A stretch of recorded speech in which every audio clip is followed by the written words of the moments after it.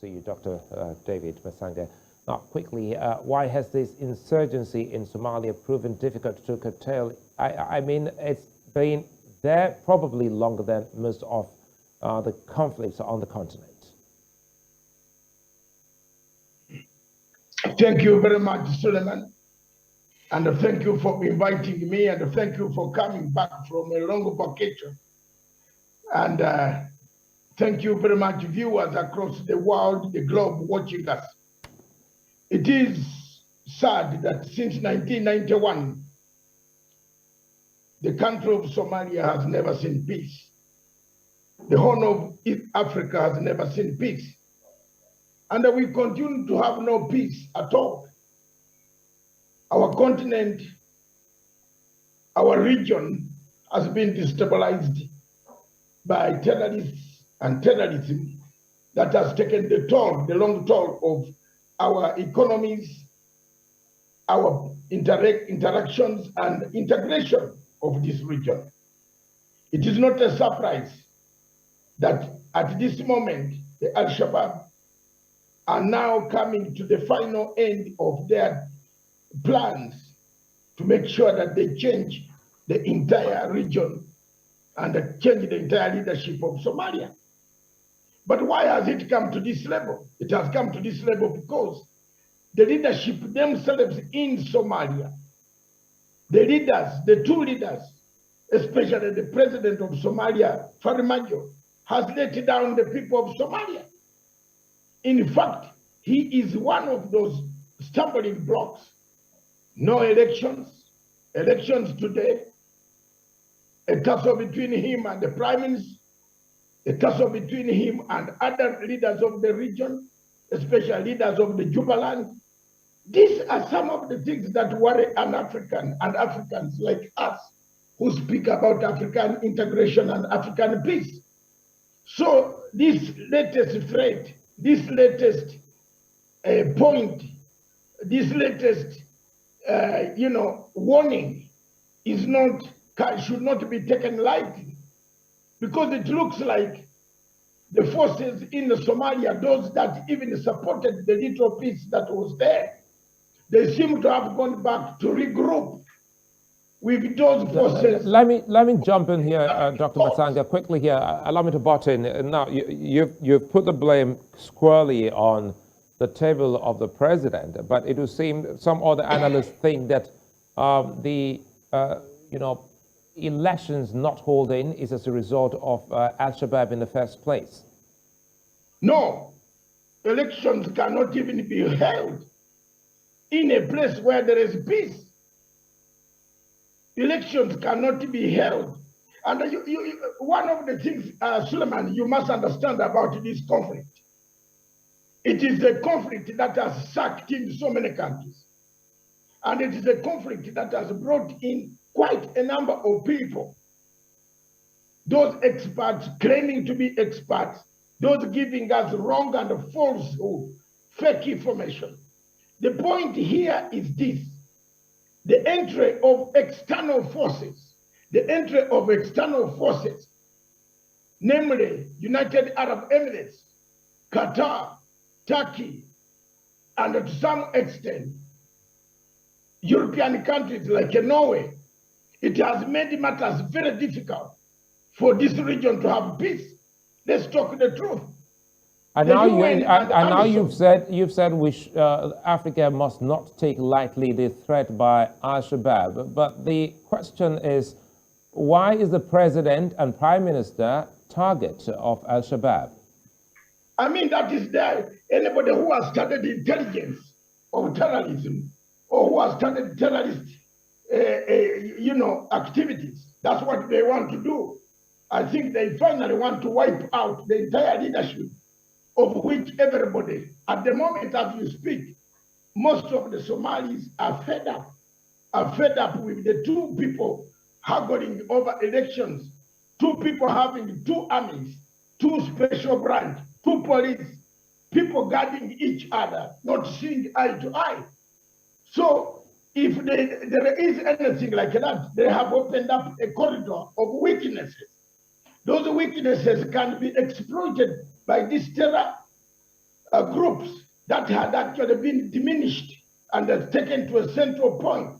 For example, how does Al-Shabaab, for example, operate near in the capital? There must be people that see them operate in the capital. There must be groups that facilitate them, give them food to come and eat and kill people in the capital.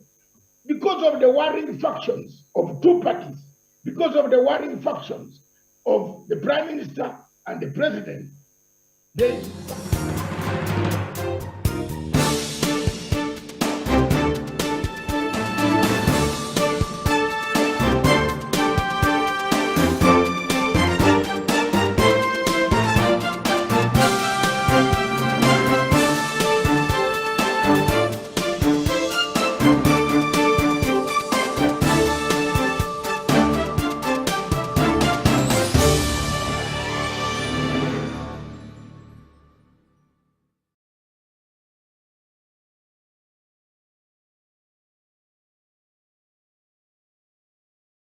Thank you for finding time to be with us this morning. The show is a Diplomatic Cliques, and on today's show we're going to look at Somalia and where it is today, and is Somalia returning to a full-scale war? That will be the subject of our conversation. There has been some recent events that have been happening in that country that has given rise to new concerns over the possibility of Somalia even stabilizing anytime soon. But before we get further into the conversation, I'll take us to where Dr. Matanga is at the command center.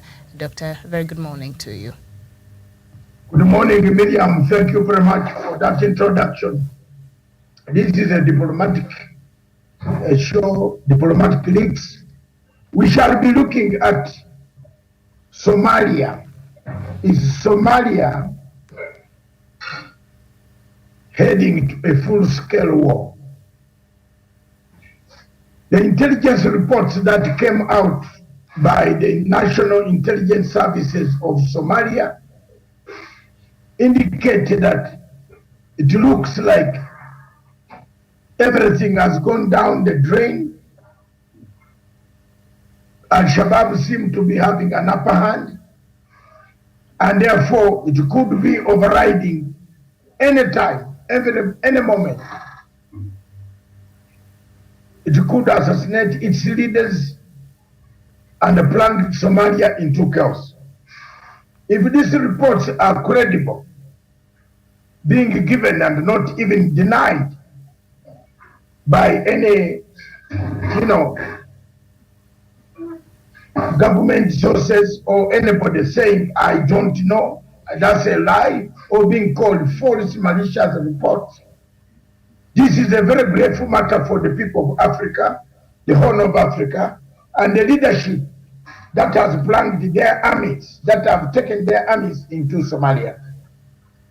If these reports are real and genuine, then we should not even remove focus on the situation that occurred with Islamic courts. When finally Islamic courts came and swept off the new leadership of Aidid and others that was already in Somalia. To me, I think there is something that is more than what it meets the eye, and we should be discussing why. We have been in Somalia since 1991, as you saw from my clip. We have been talking about Somalia. We have been talking about this country for a long time. Why is it that the war cannot end and the people turn some wars end? Why is it that who is making it difficult? Surely all other wars have gone, people have made peace, rebels have turned themselves into government has, incorporated some rebels. All the wars from Colombia, northern Uganda, the area versus the Uganda government, all these wars have been going on, but they have ended now, and the country seems to have moved on, or countries seem to have moved on. But what do we see coming out of Somalia? What is any African? And if you are an African and you are seated there, thinking that all is well in Africa, then you have a very big problem that you can face. Things in Somalia seem to have gone different ways. One, an election or elections that will never be conducted.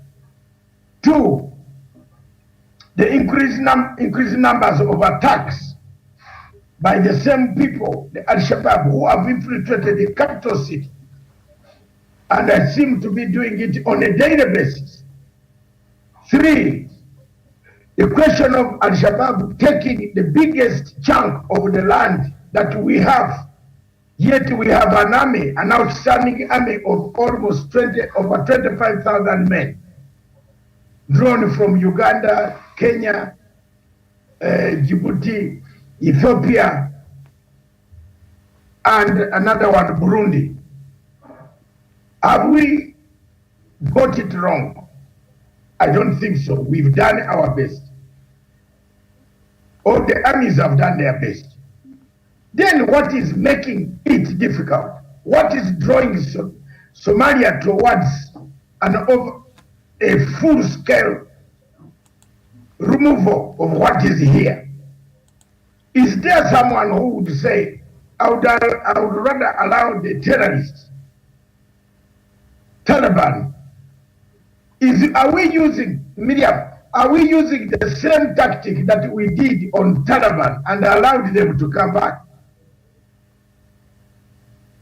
You must be careful. Anybody studying this Somalia issue, the Horn of Africa, must be very careful with what some of our big brothers do. We were all condemning Taliban. We are telling them they cut people's hands, they whip women, they put people on firing squad, they deal in drugs. Tell me, Miriam, today, it is a member of the United Nations sitting in New York with a new ambassador, a Taliban ambassador. That's the world we live in today. And that's what we call international relations. Miriam, you're a student of international relations, and unfortunately, I studied the same subject, passed it very well, but I don't want my daughter to study it in the future.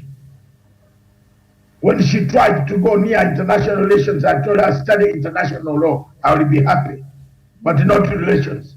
If you are studying international relations, you will actually be the most disappointed person with what is happening right now, that Taliban, whom we used to condemn and bomb, used millions and millions of dollars that went out, are the same people sitting with us, America, in the same Security Council, in the same United Nations building, with their embassy opened up in Washington. Are we all right? Are we all right? So when local politicians talk of politics, it's like, don't take it very serious. You can translate that to international relations. When America tells you, I want you to support me on Ukraine, tomorrow America will sit down with Russia, you will not be there. The country that supported and even got fuel prices, what gone up, riots on your streets of Africa, difficulties, people trying to overthrow you because you supported America, you end up in a very disturbing manner, disturbing way. So Miriam, in the nutshell, what can we do to stabilize Somalia? Are options finished? Are we finished? Well, do we have options? The options seem to be very far, seem to be a mirage. Simply because the leaders, the two leaders themselves, I want to touch on this point. The leaders in Somalia seem not to be talking on one page. Each leader wants power, and we have created a vacuum. Once you start squabbling, you create a vacuum in political science. And this vacuum is the one that is causing the enemy to enlarge and, and become stronger and say, maybe we shall now overtake back our country. Because even the people who support you when you are fighting this war are not happy. Miriam, let's talk the truth. They are not happy. People are not happy. A lot of money has been pumped out. A lot of resources have been put in Somalia. But we haven't seen the Somali people changing their lives. What we have seen, Somali people suffering the way they used to suffer in 1991. So is this the country that you want? Is it the country that you want? Is it the Somalia that you want? To me, I believe, and I'm sure, Somalia could return into the days of Islamic courts, where Sharia became Sharia, because it looks like the people inside Miriam who are opposed to the two men are not interested in seeing the two guys in power. There is another third force that has mushroomed in Somalia, that has come up, that is siding with terrorists. That's why they are successful. Mm-hmm. And there's a twist, sorry to interject there. There's a twist over that, because yesterday when those reports came out, and I think I saw a clip earlier on the show you did on another platform, and I talked about this matter here yesterday, this report by NISA. But let me just bring our viewers up to date and then bring us the latest, because Al-Qaeda has just released a statement regarding to that intelligence report. Now, the Al-Shabaab group linked to Al-Qaeda plans to target Somali President Mohamed Abdullahi Mohamed and Prime Minister Mohamed Hussein Roble, the country's intelligence agency, warned on Tuesday. Violence by the group, which aims to topple the central government and impose its own severe version of Islamic law, has been an impediment to parliamentary elections taking place since November. The agency gave no further details. Spokesperson at the office of the President Mohamed and Prime Minister Roble were not immediately available for comment. So that was yesterday and today. I'm just reading from the BBC. The Al-Qaeda-allied Al-Shabaab militant group has dismissed reports that it was planning to attack Somalia President and Prime Minister. Pro-Al-Shabaab Somali Memo website quoted an unnamed senior Al-Shabaab commander who termed the claim by Somali National Intelligence and Security Agency NISA as laughable. The Al-Shabaab commander said NISA was not capable of unearthing the group's operations. The militants claim that the statement from the spy agency indicates an imminent threat against some officials because of political disputes, although the leaders and the officials of the upstate, that is the Somali government, are always our target. We will not allow them to involve us in their disputes. The jihadist commander was quoted as saying the group also denied the existence of a senior Al-Shabaab operative named Mohammed Mahir, who NISA said was leading the alleged attack plot. Somalia's security situation continues to be jeopardized by political wrangles over its delayed election. So there you go. So that is Al-Qaeda itself coming out and saying, no, if you have wrangles, sort them out without bringing our name into it. And yesterday, Adok, when I was having this conversation on our diaspora dispatches, immediately that intelligence report from NISA, I could not believe that to be true because of how NISA has been operating even in the past, and now the Al-Qaeda themselves are coming out and saying, no, we're not planning any attacks. Thank you very much, Miriam, for intervention. But let me now give you even more fireworks. Mm-hmm. In rebel activities or guerrilla warfare, there is what we call guerrilla warfare tactics. You send out wrong information, pull the enemy towards you. When the enemy consumes it, you turn around and say, that was not very true. And that is exactly what Al-Qaeda branch of Al-Shabaab is doing. it is very clear that something is not right. And that something is the leaders. You remember Al-Shabaab was formed as a result of Islamic courts. A section of Islamic courts, Miriam, is part of the Al-Shabaab. That's why you see President Sharif Ahmed Sharif was the owner of Islamic courts. And he accepted to do a peace and come back into governance. He took over Somalia, Sharif Ahmed Sharif. Today, Sharif Ahmed Sharif is not with President Farmajo. They have been frustrated. The former president, another one, they have been frustrated. So, Miriam, if they are frustrated, no elections, no movement, east or west, where do they go? They resort, they have gone back to their original bases. And when you come to the funding, the main operational logistics, who is funding Al-Shabaab? They are the neighbors in the Middle East. You see the uniforms that they wear. They are similar to the uniforms of Saudi Arabian army. You see what is happening in Asmara, in Eritrea. The man who is silent, always silent, when these things, when he sends out these messages, the Eritrean government goes back to be very quiet and pretend to be watching. But in actual sense, don't dismiss this. You can dismiss what Somali intelligence has done much before. But this one is a tactic that guerrilla tactics and terrorists use. They say we are the one, then tomorrow they say no. If the casualties are too many, there are some groups that don't want to take responsibility. There are some groups that want to say we are the ones who did it, even when they have not done it.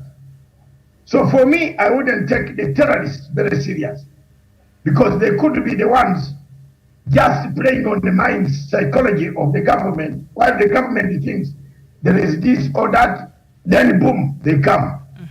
That's a possibility. And we must safeguard about that one. We should not take whatever they are saying as the whole truth. There is something which is not right. And what can I tell you what is not right? Is internal traitorship. Miriam, you cannot tell me that those terrorists come and sit in Mogadishu. They don't eat. They don't eat. They walk on empty stomach until they go and die. Or they eat. They have contacts within the system. So some members of the government seem to be working. It now shows to you that there are people in the government who are working with the Al-Shabaab. And Doc, even NISA itself has been accused of sharing intelligence with Al-Shabaab itself, and over long periods of time. The intelligence that comes from Somalia usually is from the US or other countries, not NISA. It is the first time that NISA is issuing this kind of intelligence report. Because there is everything which must worry you, my sister. That I am telling you, and take it from me to the bank. The Americans want to do what they did in the Taliban. I will not make any further statement, but watch my lips. Medium, watch my lips. The Americans are playing us a game here. We could find a government the way we found Taliban, the way Taliban has opened embassies worldwide. It might even start opening an embassy in Kenya. You never know. No. Miriam, a few months ago, or 1 year ago, we are almost crying tears when we saw American troops enter their planes to leave the people for slaughter. So can you sit here as an African and doubt and don't see the sea that become a giraffe like Matanga? I am a giraffe. Your giraffe ya Naivasha. You are coming down on the slope towards Naivasha Elementaita. The graph warns you that in Nakuru there is a roadblock. I have warned you, there is a roadblock ahead there. And Miriam, you are going to see. Forget about what the Al-Qaeda are saying. Please don't take them serious. There is a plan. It looks like a plan that don't be shocked that both Farimajo and Robbie, they have lost out. They have lost out favor from the West.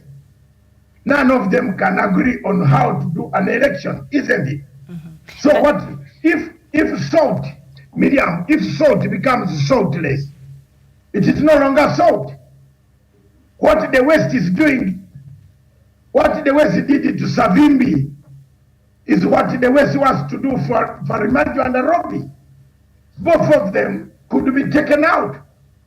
Whichever way who takes them out, they don't care. Then the Americans, you see, can't you see? Miriam, the more I talk about this, the more I go back to tell you, they said they have withdrawn their troops from Somalia. They will leave a contingent in Kenya to monitor the entire region, isn't it?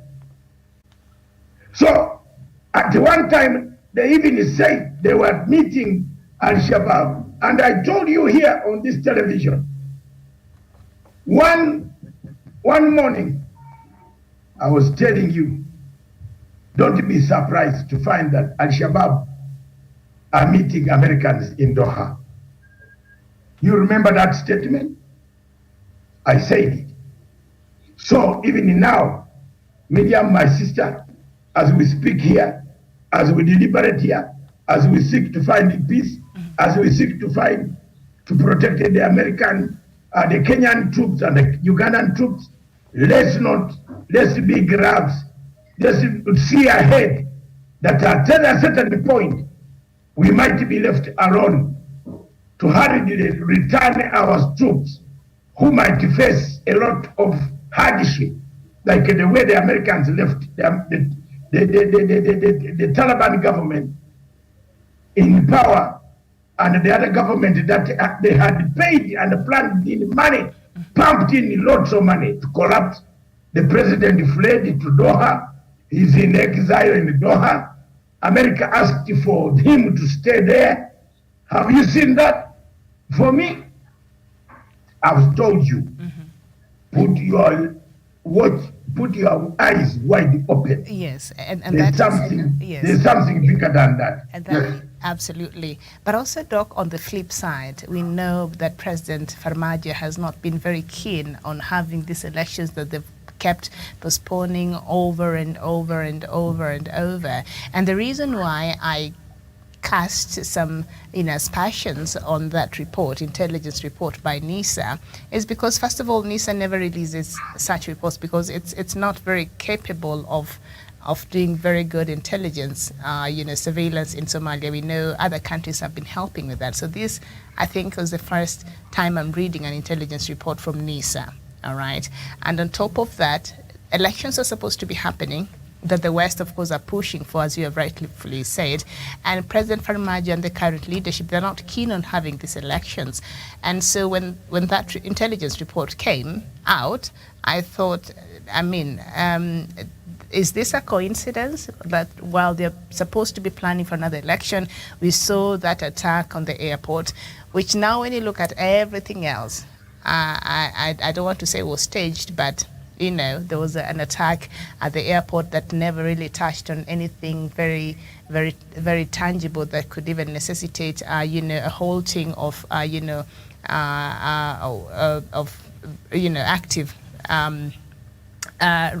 smooth running of the airport. That was not, affected. So that was that. And then there was another attack on another major thing that was a major news. So when you look at all these events and you have the election in mind, and Al Qaeda is also coming out here saying that, as much as we cannot trust it 100% what they're saying, but they're saying don't bring us into your political disputes. As much as, yes, indeed, those government officials are our targets and we are looking to murder them or to bring harm to them, but these reports that we are actually planning as soon to attack them, that is not us. We are not planning to do that. So don't drag us into your political issues there. I don't know, it's a lot going on here. And of course, we can't rule out the issue of the West and, perhaps what the kinds of games and strings they're pulling from behind the scenes. Miriam, what you are saying is exactly what I've just summarized, that they are pulling out, there is pulling strings. But there is one thing that you must take, and which should open your eyes. Look at who Turkey and the US, they don't see eye to eye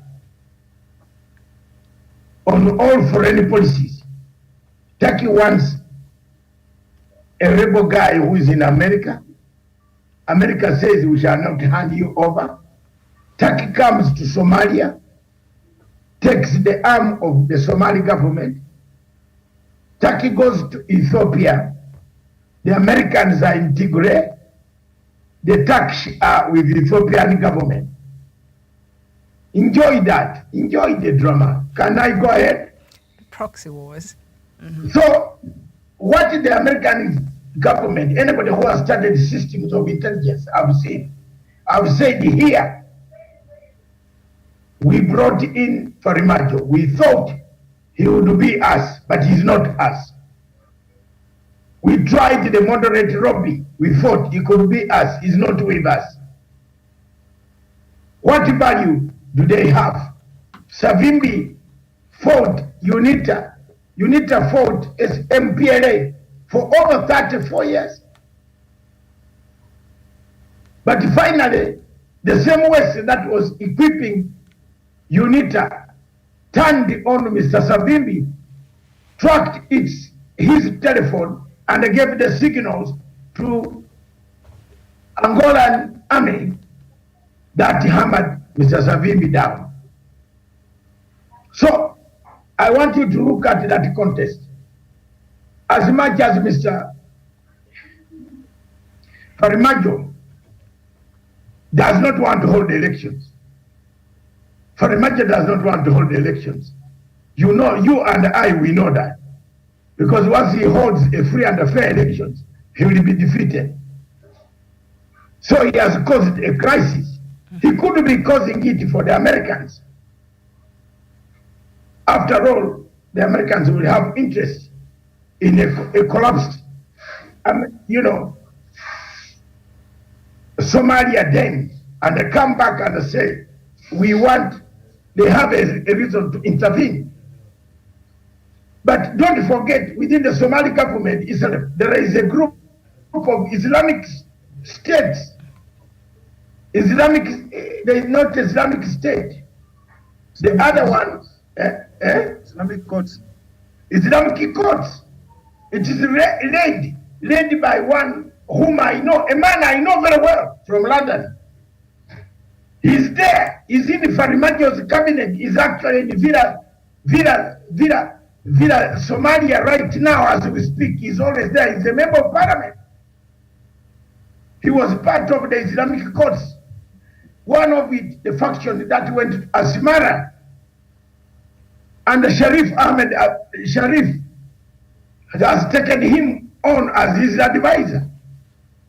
No, not Sharif Ahmed, Sharif Farimajo is the guy, that is the only guy who is causing the division that we see today, Miriam, because that guy is from the other planet of Europe, and he knows more people in Doha UAE, and Turkey.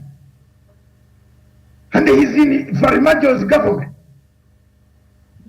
So Sharif Ahmed Sharif, the owner of Islamic Courts, Party 1, that accepted to take over Somalia and be moderate.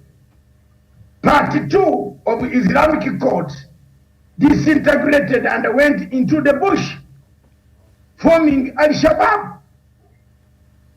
So don't be, your point is very correct again, that Farimajo could be knowing exactly what is taking place there. They don't have an election. They don't want to have an election. That is the main thing. Yes, he does not want an election. He knows.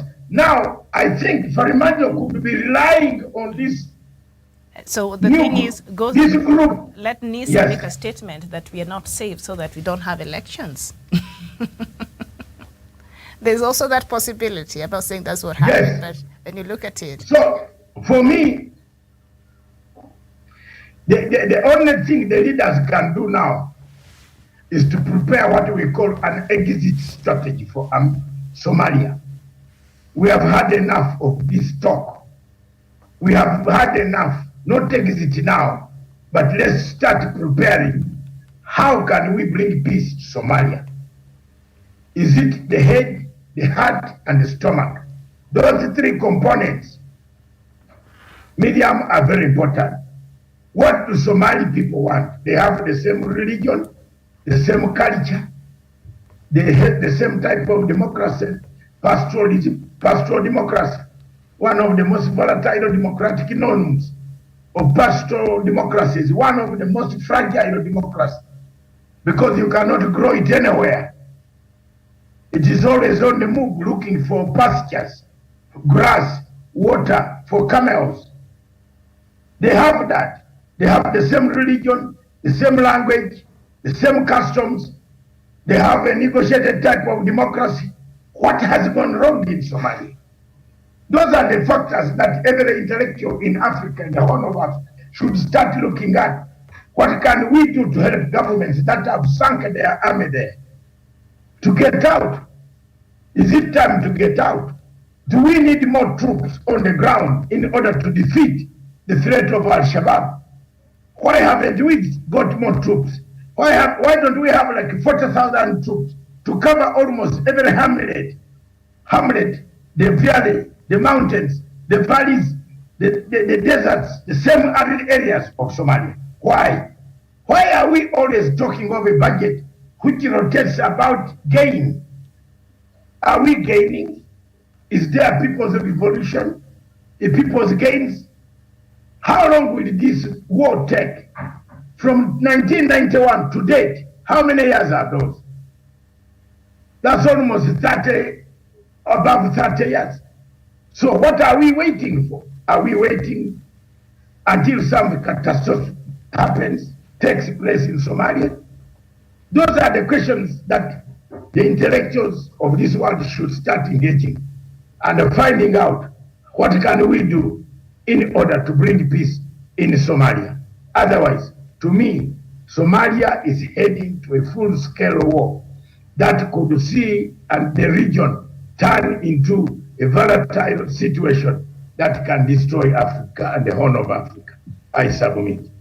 All right, thank you so much, Paul Onyango. But before I come to you, I think we also have Gladwell. Gladwell, good afternoon. Good afternoon to you, Miriam. Good afternoon to you, Doc. Good afternoon to my brother.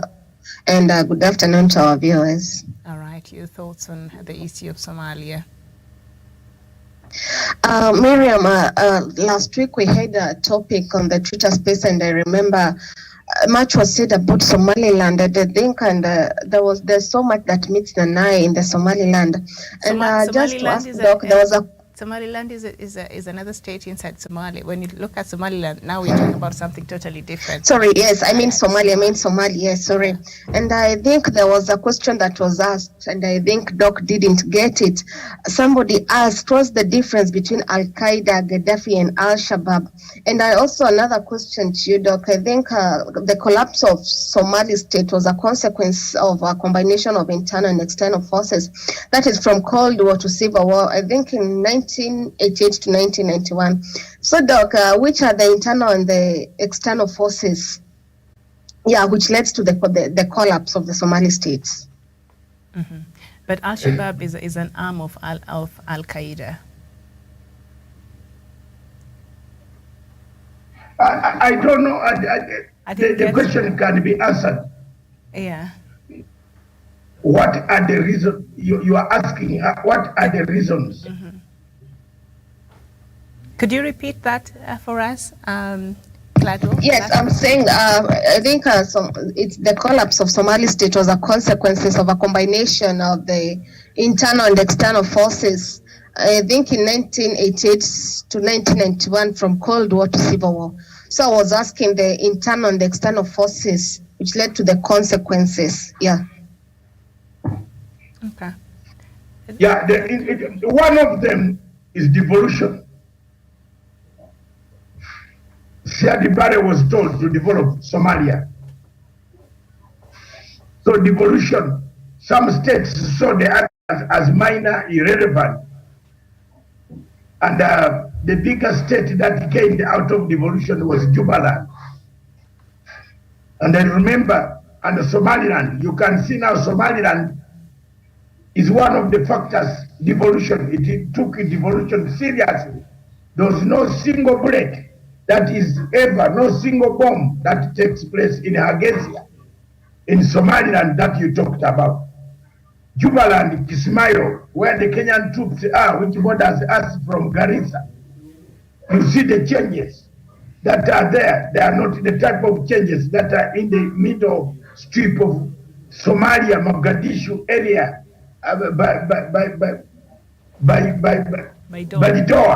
Baridoa areas, those areas, all of them, that is not there. So the peace that we see is only in those areas. Now, internal divisions or bad devolution can also break up a country towards this unity. It is disunite the people of Somalia. Two, the American pressure that the safeguard, the importance, external force, importance of the Red Sea, the Indian Ocean port of Kismayo. Remember, the waters are deeper in Kismayo than any other port on the Indian Ocean oasis. The whole of it, the only port which is deeper, where the waters are deeper. And you know the external forces is, one of them can be attributed to economic activities of trade. Fish, as you know, Onyango will tell you that the fish settled in settled waters. The most settled waters are around the Horn of Africa, near Somalia, Kismayo, deep sea, no problem at all. And that is how we are getting this thing very correct and wrongly. So when you look at all those factors, another factor is divisions within the army. Another factor that brought in is the West and the East, like the West of Ukraine is now, West is on Ukraine, Russia it is on Islam. Remember under Siad Barre in 1991, Somalia was pro-East with all their hopes, like with the Soviet Union. So there we are here today counting the losses as Africans. Today we are counting the losses, but the main factor that this show should take, which I am, because I might not speak again, we are about to finish. The main factor that this show should take is the question of Islamic courts. Don't rule out that medium. I want you to go deeper and look at the Islamic courts. There are two factions of Islamic courts. The one of Sharif Ahmed Sharif who became the president and is in opposition today. Those are internal, they are inside. The man with the red lips there, that one. You see? That one there. That is the head of Islamic courts. But there is another guy who lives in Europe, but now works with Farimajo. He is also the head of the fanatical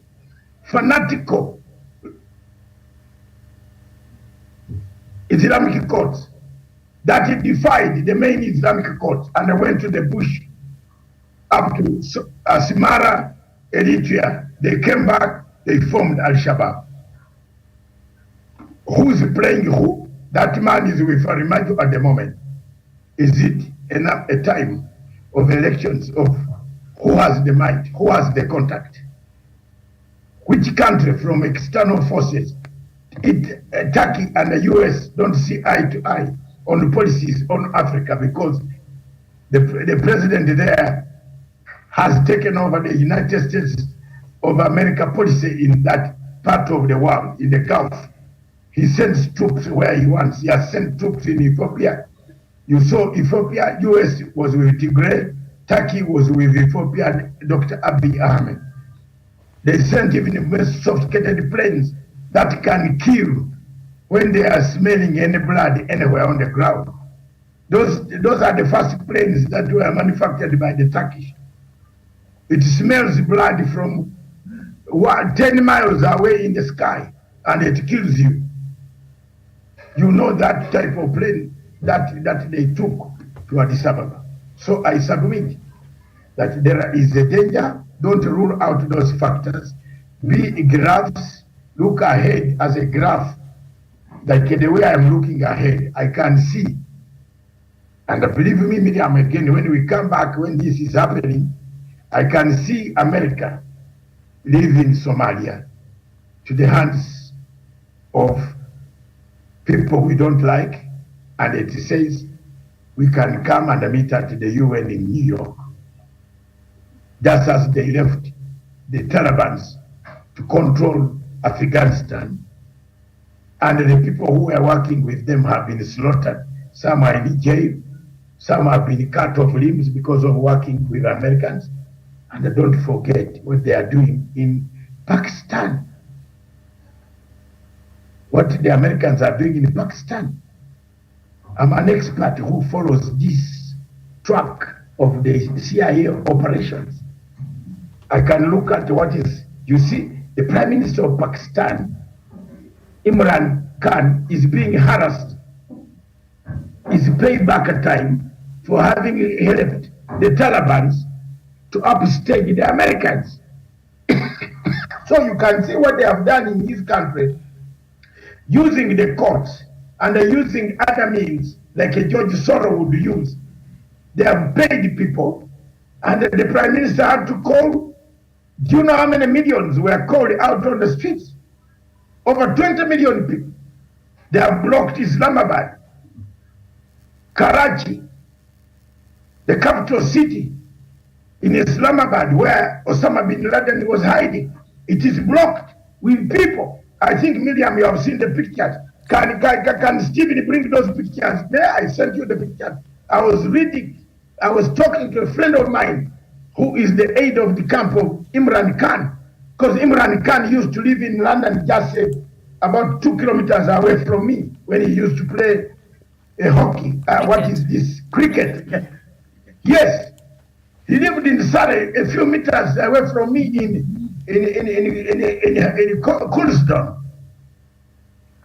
And so men who work for him are former friends of mine in the UK. I called one of them and said, no, we have also brought 20 million people on the streets.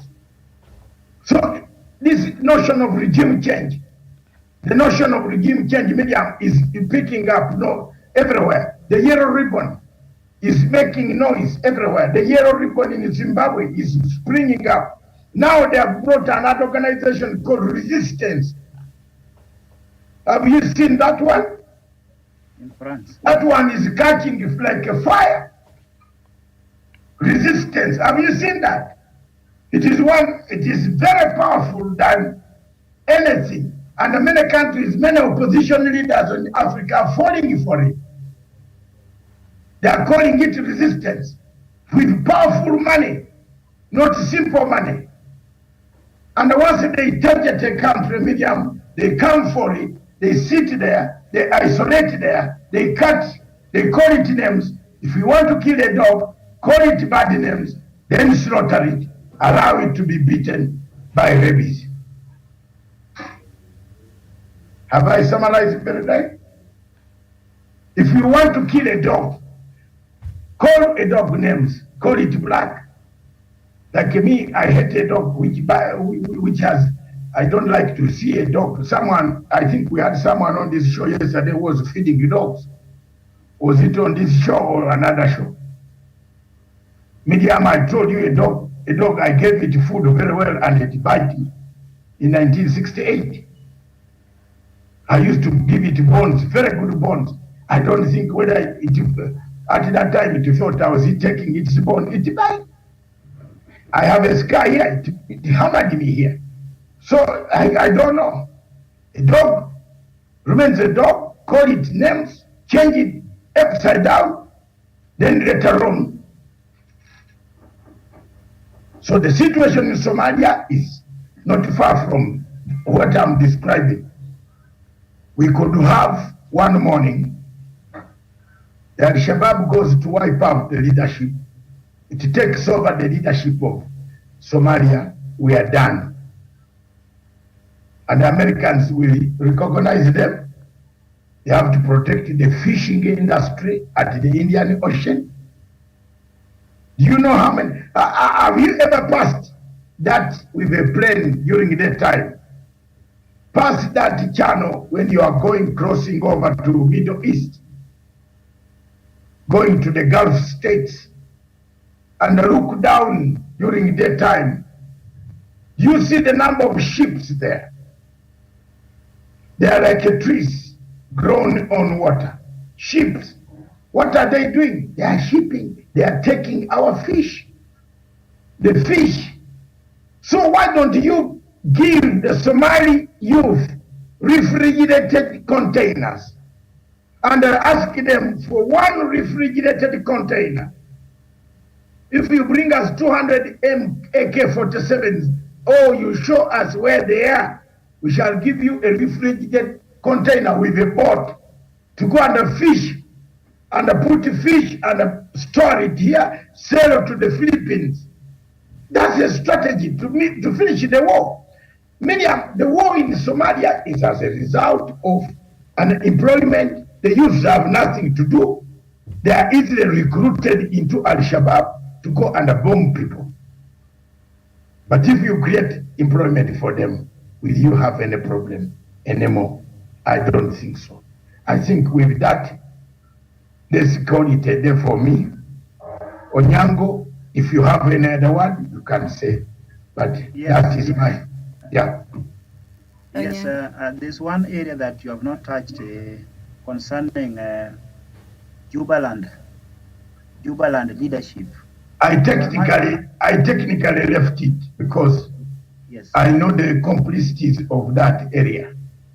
Yes, yes, but you can, for you can touch it. I have a different view about it. Yes. So what about Jubaland, Onyango? Okay. Normally, Jubaland seems to be a special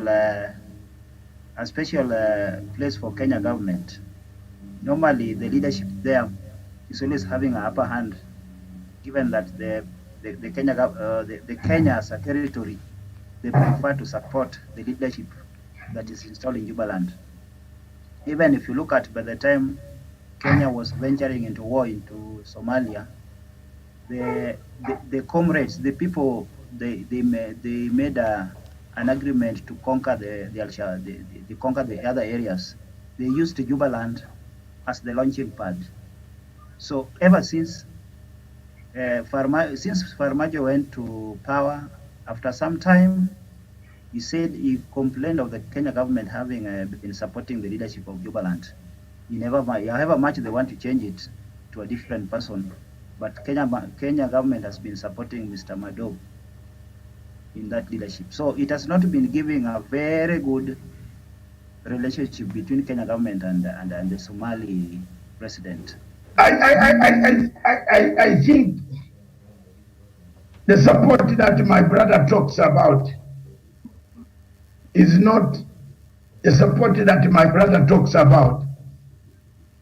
We can't have proof that the Kenya government supports Jubaland, but we can say we are neighbors like Bukusu, Matanga and Mukisu being a supporter of Wabukala or Wetangula. We are relatives. The only relative I disagree with is Mudavadi, but the rest are relatives. They come from the mountains of Elgon across the bridge. So Kenya has a relationship with Jubaland in the sense that there are more people, Kenyans, who are separated by a boundary. Like Matanga is separated by Wetangula because Butiru and Bududa and Bwabwana and other areas, Mount Kenya, like Ruto is separated by Mount Elgon and Kapchorwa. You see, there are Kalenjins across back in Uganda, like a Turkana. And the media, I think you better bring this topic of Turkana Karamoja. It is becoming hot because we don't know who is who. Why all of a sudden it becomes a fiasco? When Miriam and Matanga have been singing about it, here I've been saying it, that this is going another act of being a graph. So far, I told you, now it is growing into a big organization. So Onyango, on the issue of Jubaland, it's better we take it cautiously that Kenya does not support anybody against the government of Somalia. The people there feel that they are more democratic under their self-governed rule, and therefore they wouldn't like to mix themselves with people who are terrorists in Mogadishu, killing each other at night, sleeping in the houses. People know them, then they go and kill. Because the insecurity in the Jubaland up to Kismayo is different. And Somaliland as well. Very well. Thank you. I think that is where we end our show this afternoon. Thank you so much, Paul Onyango, and of course, Gladwell Kirago and Dr. Matanga. I'll see you here later with more news from across the continent. My name is Miriam Ogotu. Bye-bye for now. Okay, bye-bye.